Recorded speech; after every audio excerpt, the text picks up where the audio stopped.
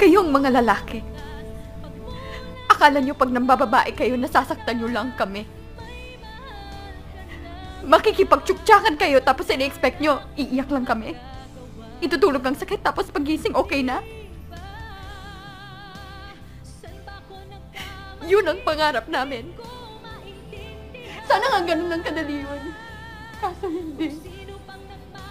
Walang tigil ang takbo ng utak namin. Pinipilit sagutin ng maraming tanong.